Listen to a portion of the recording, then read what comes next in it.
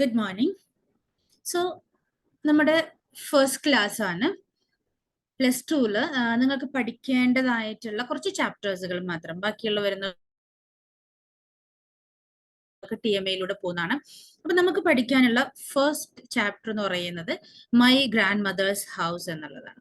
So my grand mothers house എന്ന് പറയുന്നത് ഒരു പോമാണ്, ഒരു കവിതയാണ്. വളരെ സിമ്പിൾ ആണ്, നിങ്ങൾക്ക് തന്നെ വായിച്ചാൽ മനസ്സിലാവുന്നതാണ്. പക്ഷെ എന്നിരുന്നാലും ഇതിനകത്ത് ഡീപ്പായിട്ട് നമ്മൾ ശ്രദ്ധിക്കേണ്ട കുറച്ച് കാര്യങ്ങളുണ്ട്.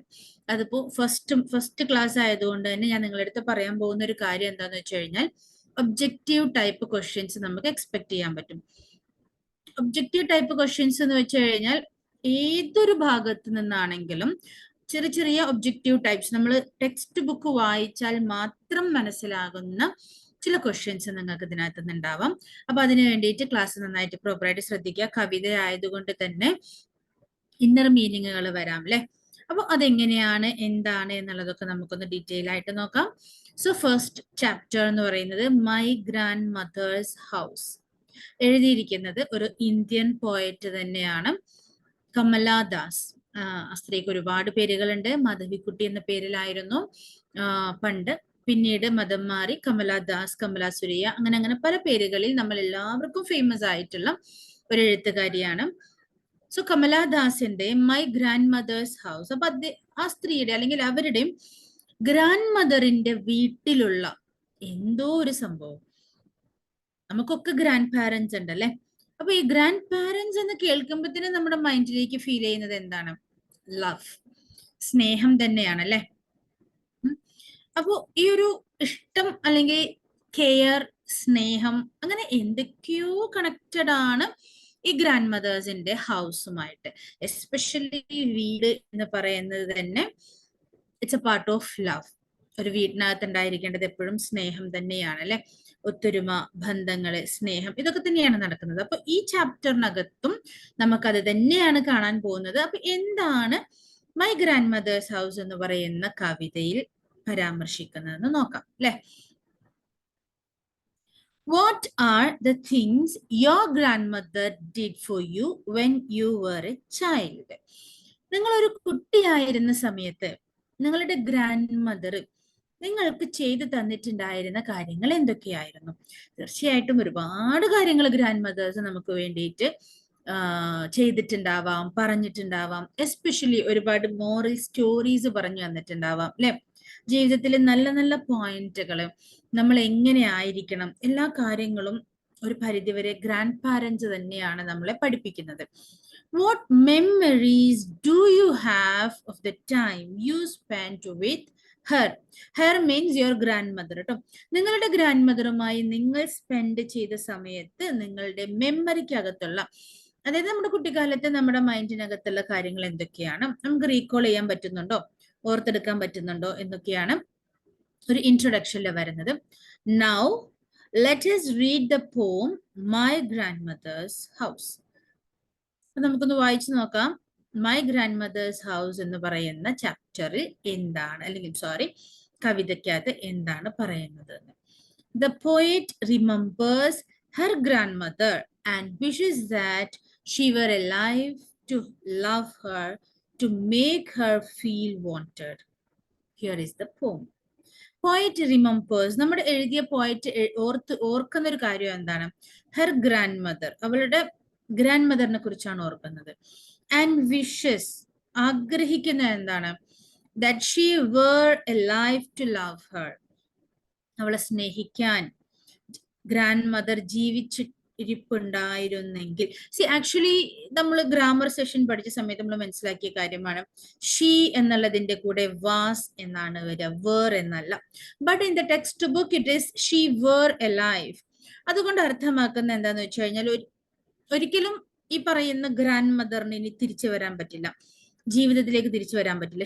അപ്പം ജീവിച്ചിരിപ്പുണ്ടായിരുന്നെങ്കിൽ ഒരു പോസിബിലിറ്റിയും ഇല്ല, ഒരിക്കലും ഉണ്ടാവില്ല. പക്ഷെ എന്നാലും നമ്മുടെ ഒരു പ്രതീക്ഷയാണ്. ഒരിക്കലും ഇനി സംഭവിക്കാൻ പോവാത്ത ഒരു കാര്യത്തിനെ കുറിച്ചാണ് പറയുന്നതെങ്കിൽ we can use were. So she were alive to love her, to make her feel wanted. അപ്പൊ എന്റെ ഗ്രാൻഡ് മദർ ജീവിച്ചിരിപ്പുണ്ടായിരുന്നെങ്കിൽ എന്നാണ് ഈ മൈ ഗ്രാൻഡ് മദേഴ്സ് ഹൗസ് എന്നുള്ളതിന് പോയത്തിലൂടെ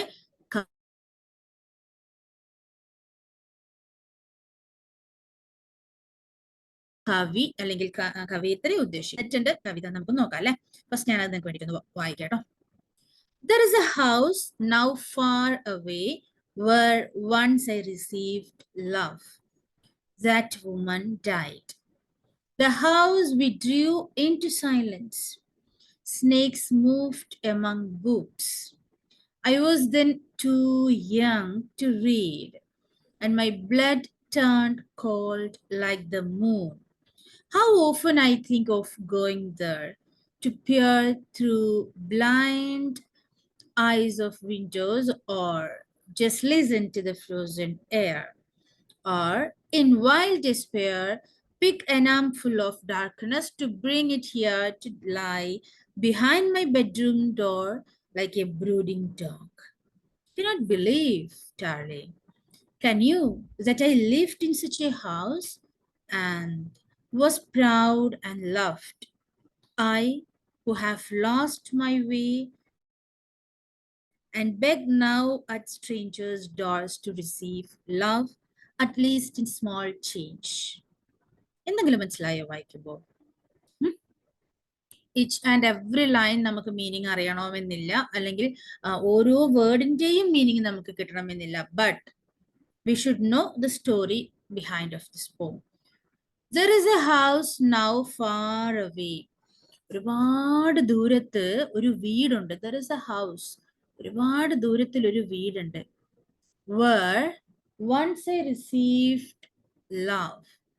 ഒരിക്കൽ ആ വീട്ടിൽ നിന്നും എനിക്ക് ഒരുപാട് സ്നേഹം ലഭിച്ചിട്ടുണ്ടായിരുന്നു. Once I received love. ഒരിക്കൽ എനിക്ക് ആ വീട്ടിൽ നിന്നും ഒരുപാട് സ്നേഹം ലഭിച്ചിട്ടുണ്ടായിരുന്നു. അങ്ങനെ എന്നെ കെയർ ചെയ്ത, എന്നെ സ്നേഹിച്ച that woman died.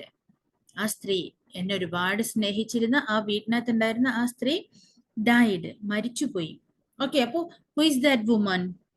My grandmother. The house withdrew into silence. ആ വീട് പിന്നീട് ഈ ഗ്രാൻഡ് മദറിന്റെ മരണത്തിന് ശേഷം എന്തായി മാറി? withdrew into silence. സൈലൻസിലേക്ക് പിന്മാറപ്പെട്ടു. അതായത് അവിടെ പിന്നെ നിശബ്ദത മാത്രമായിരുന്നു. സൈലൻസിലേക്ക് ആ വീട് മാറപ്പെട്ടു. Snakes moved among books. അവിടെ ഒരുപാട് പുസ്തകങ്ങൾ ഉണ്ടായിരുന്നു കേട്ടോ.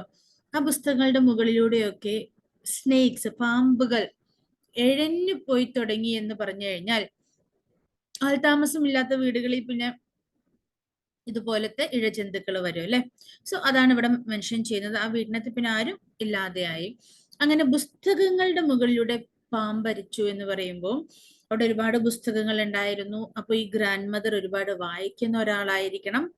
Okay, I was too young to read. അന്ന് ഞാൻ ഒരുപാട് ചെറിയ കുട്ടിയായിരുന്നു. ടു റീഡ്, ഇതിനകത്തൊരു നെഗറ്റീവ് വേർഡ് ഇല്ലെങ്കിൽ പോലും ഇതിന്റെ മീനിങ് എന്താന്ന് വെച്ച് കഴിഞ്ഞാൽ, ഞാൻ അന്ന് ഒരുപാട് കുട്ടിയായിരുന്നു. അതുകൊണ്ട് തന്നെ എനിക്കത് വായിക്കാനോ അവിടെയുള്ള പുസ്തകങ്ങൾ വായിക്കാനോ മറ്റോ സാധിച്ചിരുന്നില്ല എന്നാണ്. ഐ വാസ് ടു യങ്, ഞാൻ ഒരുപാട് കുട്ടിയായിരുന്നു ടു റീഡ്. അപ്പൊ ഇതൊക്കെ വായിക്കാൻ എനിക്ക് അന്ന് പറ്റിയിട്ടുണ്ടായിരുന്നില്ല. Because I was too young, ഞാൻ ഒരുപാട് ചെറിയ കുട്ടിയായിരുന്നു. Okay, and my blood turned cold like the moon. എന്റെ ബ്ലഡ് മീൻസ് ഞാൻ എന്ന് പറയുന്ന ഗ്രാൻഡ് മദറിന്റെ ഗ്രാൻഡ് ചൈൽഡ്. ടേൺഡ് കോൾഡ്, ഒരു മരവിച്ച പോലെയായി. ഗ്രാൻഡ് മദറിന്റെ മരണം കേട്ട സമയത്ത് മരവിച്ച പോലെയായി. ലൈക്ക് ദ മൂൺ, എങ്ങനെയാ മരവിച്ചത്? ചന്ദ്രനെ പോലെ. ഒരിക്കലും നമുക്ക് ബ്ലഡ് മരവിക്കുക എന്നൊക്കെ പറഞ്ഞു കഴിഞ്ഞാൽ നമുക്കത് മനസ്സിലാക്കാൻ പറ്റില്ല അല്ലെ, വിഷ്വലൈസ് ചെയ്യാൻ പറ്റില്ല. അപ്പൊ അങ്ങനെയുള്ള അതൊരു ഇമോഷൻ ആണ് അല്ലെ, നമ്മുടെ എത്രത്തോളം ഡീപ്പായിട്ടുള്ള ഒരു ഇമോഷൻ ആണ് അത്. ഗ്രാൻഡ് മദറിന്റെ മരണം കാരണം നമ്മുടെ ബ്ലഡ് കോട്ടായി അല്ലെങ്കിൽ മരവിച്ചു പോയി എന്നൊക്കെ പറയുന്ന ഒരു ഇമോഷനാണ്. ആ ഇമോഷനെ ലൈക്ക് ദ മൂൺ, നമുക്ക് വിഷ്വലി കാണാൻ പറ്റുന്ന ഒരു വസ്തുവാണ് മൂൺ എന്ന് പറയുന്നത്. ദ മൂൺ, അത് ഒബ്വിയസ്ലി നൈറ്റിലാണ് ഉണ്ടാവുക, തണുപ്പിലാണ് ഉണ്ടാവുക. അപ്പൊ ഒരു ചന്ദ്രനെ പോലെ എന്ന് ഉദ്ദേശിക്കുന്നത് അതിനെ കണക്ട് ചെയ്ത് ഒരു പോയറ്റിക് ഡിവൈസ് ആണിത്. നമ്മളുടെ ഒരു ഇമോഷനെ ഒരു വസ്തുവുമായി, വിസിബിൾ ആവുന്ന ഒരു വസ്തുവുമായിട്ട് കണക്ട് ചെയ്യാണ് ചെയ്തിട്ടുള്ളത്. And okay, how often I think of going there. Okay, അങ്ങനെ എന്റെ ബ്ലഡ് ഒക്കെ മരവിച്ചു പോയി. ആ വീട്ടില് ഇപ്പൊ ആരുമില്ല, കംപ്ലീറ്റ്ലി സൈലൻസ് മാത്രമാണുള്ളത് കേട്ടോ, because my grand mother died അല്ലെ. ഹൗ ഓഫൺ, എത്രയോ പ്രാവശ്യം I think of going there, അവിടേക്ക് തിരിച്ചു പോകുന്നതിനെ കുറിച്ച് ഞാൻ ചിന്തിച്ചിട്ടുണ്ട്. എന്തിനാ തിരിച്ചു പോകുന്നത്? ടു പിയർ, ഒളിഞ്ഞു നോക്കാൻ, through blind eyes of windows, ജനവാതിലൂടെ ആ വീടിനകത്തേക്ക് ഒളിഞ്ഞു നോക്കാൻ, അല്ലെങ്കിൽ just listen to the frozen air, അവിടെയുള്ള എയർ, വായു അല്ലെങ്കിൽ അവിടെയുള്ള എയർ ഒക്കെ ഫ്രോസൺ ആയിട്ടുണ്ട്, മരവിച്ചു പോയിട്ടുണ്ട്, അവർക്ക് പറയാനുള്ളതൊക്കെ കേൾക്കാൻ. ഓർ ഇൻ വൈൽഡ് ഡിസ്പെയർ, ഇതൊന്നുമല്ല, വിചിത്രമായി വേറൊരു ആഗ്രഹം എനിക്കുണ്ട്. അവിടെ പോയിട്ട് വേറൊരു സാധനം അവിടെ നിന്ന് കൊണ്ടുവരാൻ ഞാൻ ആഗ്രഹിക്കുന്നുണ്ട്. അതെന്താണ്? Pick an armful of darkness, അവിടെയുള്ള ഡാർക്ക്നെസ്, ഇരുട്ട്, അന്ധകാരം, ആ ഇരുട്ടിനെ, ആം ഫുൾ ഓഫ്, ഒരു കൈക്കുമ്പിൾ നിറയെ ഇരുട്ടിനെ എൻ്റെ കയ്യിൽ നിറയെ, അവിടെയുള്ള ഡാർക്ക്നെസ്സിനെ എടുത്തു കൊണ്ടുവന്ന് എൻ്റെ വീട്ടിലേക്ക് കൊണ്ടുവന്നിട്ട്, ടു ബ്രിങ് ഇറ്റ് ഹിയർ, ഇവിടേക്ക് കൊണ്ടുവന്നിട്ട്, to lie behind my bedroom, എൻ്റെ ബെഡ്റൂമിന്റെ പിറകിൽ, ബെഡ്റൂം ഡോറിന്റെ പിറകിൽ ഈ അന്ധകാരത്തിനെ ഒളിപ്പിച്ചു വെക്കാൻ ഞാൻ ആഗ്രഹിച്ചിട്ടുണ്ട്. എങ്ങനെയാണ്? ലൈക്ക് എ ബ്രൂഡിംഗ് ഡോഗ്, നമ്മളുടെ വാതിലിന്റെ അവിടെയൊക്കെ ഒരു അനുസരണയുള്ള നായയായിട്ട് ഈ അന്ധകാരത്തിന്, ഈ ഇരുട്ടിനെ കൊണ്ടുവന്ന് വെക്കാൻ ഞാൻ ആഗ്രഹിച്ചിരുന്നു.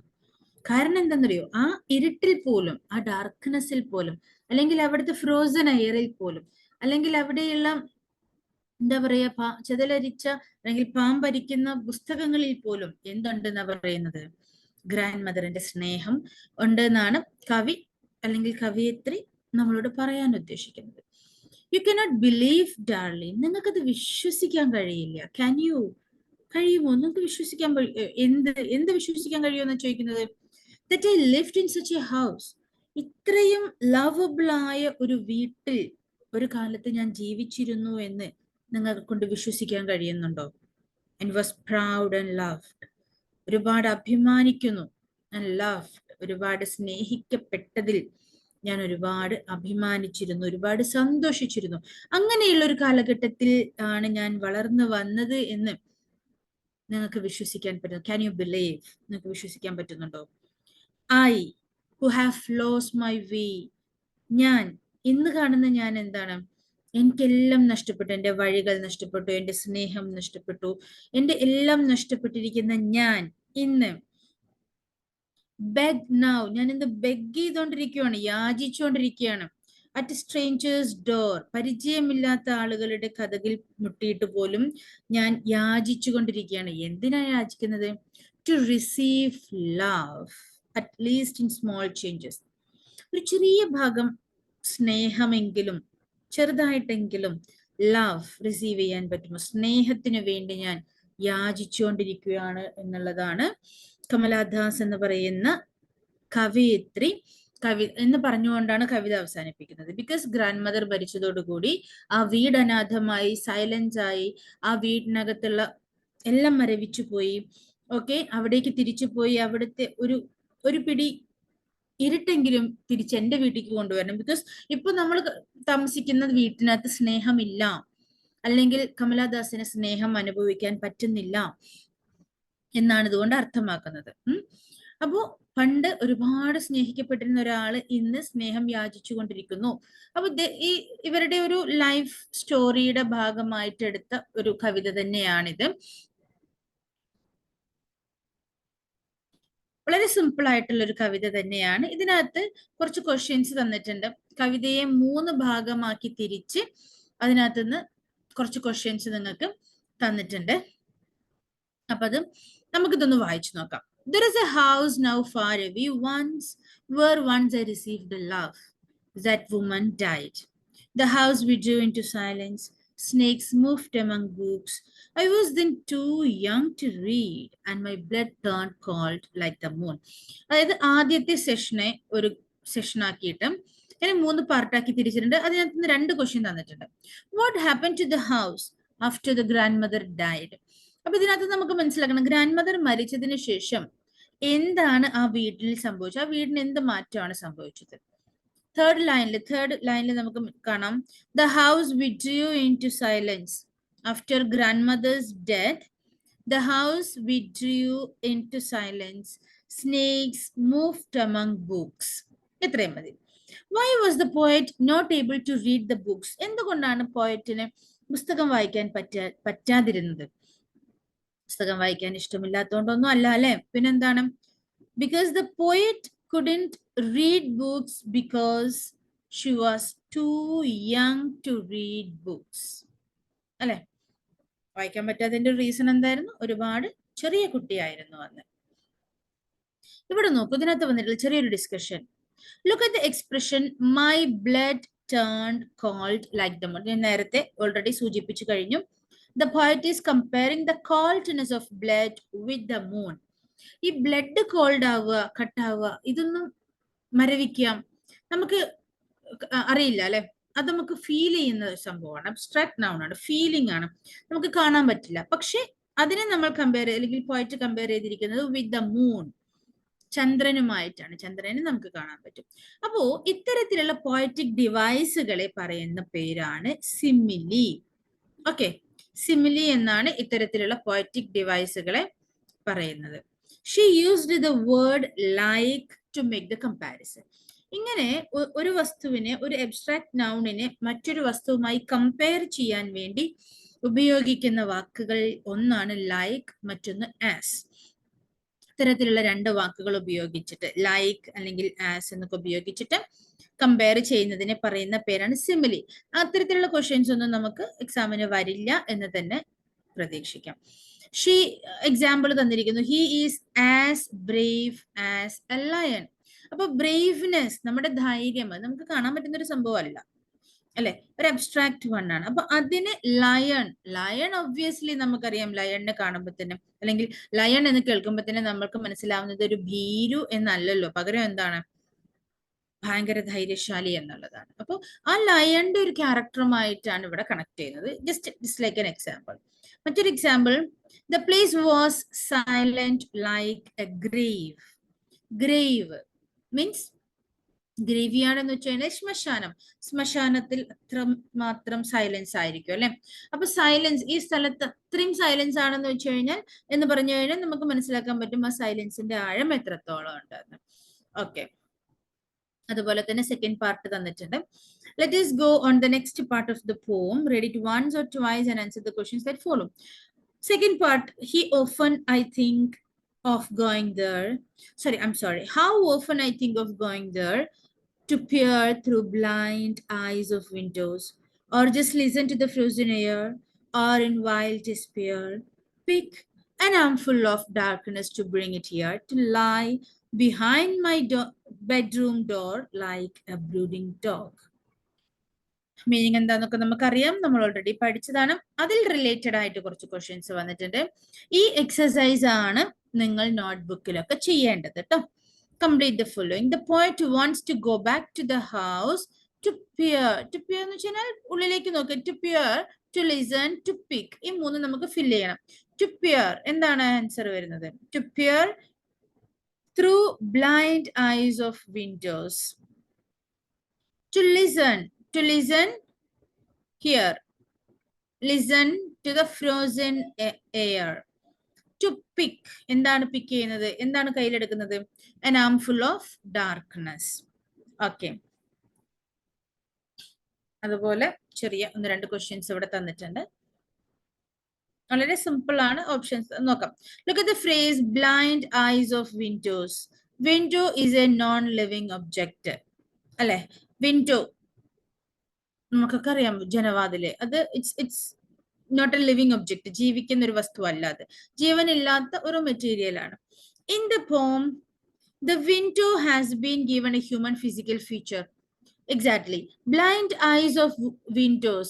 ഈ വിൻഡോസിന് എവിടെയാ കണ്ണുള്ളത്? കണ്ണുള്ളത് മനുഷ്യന്മാർക്കല്ലേ. അപ്പോ അങ്ങനെ ഒരു ഹ്യൂമൻ ഫീച്ചറുമായിട്ടാണ് ഈ വിൻഡോനെ കണക്ട് ചെയ്യുന്നത്. Blind I. What do we call this poetic transformation? You can go back to the poem Leisure for a clue. What are the eyes of windows described as blind? ഇവിടെ പ്രോപ്പറായിട്ട് ഇങ്ങനത്തെ ഒരു ചോദ്യമൊന്നും ഒരിക്കലും നിങ്ങൾക്ക് question വരില്ല first of all. പിന്നെ ഇവിടെ ഉദ്ദേശിക്കുന്നത് എന്താന്ന് വെച്ച് കഴിഞ്ഞാല് ജീവനില്ലാത്തൊരു ഒബ്ജക്റ്റ് തന്നെയാണ് വിൻഡോ. ആ വിൻഡോയിലൂടെ നമ്മുടെ കാഴ്ചയൊക്കെ മങ്ങിയിരിക്കുകയാണെന്നാണ്. ബ്ലൈൻഡ് ഐസ് ഓഫ് വിൻഡോസ് ആണ്. നമ്മൾ അതിലൂടെ നോക്കിയാൽ പോലും നമുക്കൊന്നും കാണാൻ പോകുന്നില്ല, ബിക്കോസ് കംപ്ലീറ്റ്ലി ഡാർക്ക്നെസ് ആണ് inside. Okay, why is the air, അത് നിങ്ങൾ എഴുതണ്ട, അതിന് answer എഴുതണമെന്നില്ല.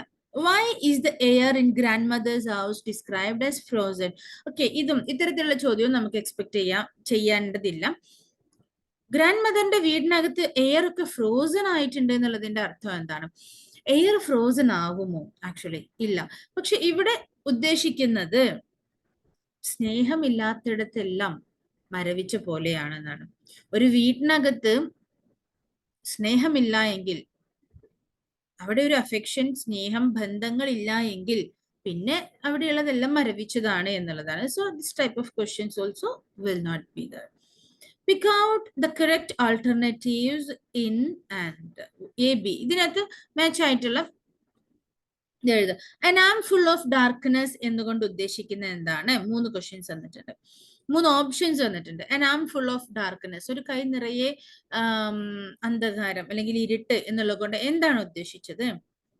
All the memories of the grandmother's house, unhappy days, some dark object from the house.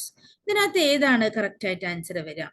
തീർച്ചയായിട്ടും നമുക്ക് മനസ്സിലാക്കാൻ പറ്റും, ഒരിക്കലും അൺഹാപ്പി ഡേയ്സ് അല്ല. സം ഡാർക്ക് ഒബ്ജക്റ്റ്, ആ വീട്ടിനകത്ത് നിന്നും ചില ഡാർക്ക് ഒബ്ജക്റ്റുകൾ എടുത്തിട്ട് വരിക എന്നുള്ളതല്ല ഉദ്ദേശിക്കുന്നത്. പിന്നെ എന്താണ്? ചില മെമ്മറീസ് ആണ് അല്ലെ, ചില പഴയ ഓർമ്മകളാണ്. So old memories. B, to lie behind my bedroom door like a brooding dog. ഒരു വളർത്തു നായനെ പോലെ എന്റെ കതകിന്റെ പുറകിൽ ആ ഇരുട്ടിനെ കൊണ്ടുവെക്കണം എന്നുള്ളത് എന്താ ഉദ്ദേശിക്കുന്നത്? The memories will always remain with the poet. The memories will lie uncared for in a corner. The memories are an unimportant as a dog. Memories എന്ന് പറയുന്നത് ഒരു നായനെ പോലെ ഇമ്പോർട്ടന്റ് അല്ലാത്ത ഒന്നാണ്. സെക്കൻഡ് എന്താ മീനിങ്? അൺകെയർ ആയിട്ട്, ശ്രദ്ധിക്കപ്പെടാതെ ഒരു കോർണറിലേക്ക് തള്ളി നീക്കപ്പെടേണ്ട ഒന്നാണ് memories. First one, memories will always remain with the poet. പോയറ്റിന്റെ കൂടെ എപ്പോഴും ഉണ്ടായിരിക്കേണ്ട ഒന്നാണ് ഈ മെമ്മറീസ്. സോ നമുക്കറിയാം answer will be the first one. Third session, same, the next session. You cannot believe, darling, can you, that I lived in such a house and was proud and loved. I, who have lost my way and beg now at strangers' door to receive love, at least in small changes. The last passage. Okay. അതിൽ നിന്നും നിങ്ങൾക്ക് കുറച്ച് questions ഇവിടെ തന്നിട്ടുണ്ട്. Which words tell you that the poet is talking to someone? ഇതിനകത്ത് ഏത് വേർഡാണ് നിങ്ങൾക്ക് തോന്നുന്നത് പോയറ്റ് ആരോടോ സംസാരിക്കുകയാണ് എന്നുള്ളത്? ഇതിനകത്ത് ഒരു വേർഡ് വന്നിട്ടുണ്ട്, ഡാർലിംഗ് അല്ലേ? ഡാർലിംഗ് എന്ന് പറയുമ്പോൾ നമ്മൾ മറ്റൊരാളെ അഡ്രസ് ചെയ്യുന്നതാണ്. So the word should be darling. What is he telling him or her? എന്താണ് അവനോട് പറയുന്നത്? എന്തിനെ കുറിച്ചാണ് പോയറ്റ് പറയുന്നത്? About love. In the last 3 lines of the poem, the poet thinks of herself as a beggar. What is she begging for? Okay, തീർച്ചയായിട്ടും last ലൈനിൽ പറയുന്നത് അവളിപ്പോ ഒരു ബെഗറെ പോലെയാണെന്നാണ്. എന്നാൽ എന്താണ് ബെഗ് ചെയ്യുന്നത്? What is she begging for? She is begging for love. What does she mean by small change? Love can change. So she needs love to be changed in a small way at least. So some answers also there. That's enough for today. I mean for the class of poem My Grandmother's House. Textbook നന്നായിട്ട് വായിക്കുക, poems നന്നായിട്ട് വായിക്കുക. മനസ്സിലാവാത്തത് recording വീണ്ടും വീണ്ടും കണ്ട് മനസ്സിലാക്കിയെടുക്കുക. Question answer നമ്മളിപ്പോൾ ഡിസ്കസ് ചെയ്തു, അതെല്ലാം നോട്ട്ബുക്കിലേക്ക് എഴുതിയെടുക്കുക. Okay, have a nice day.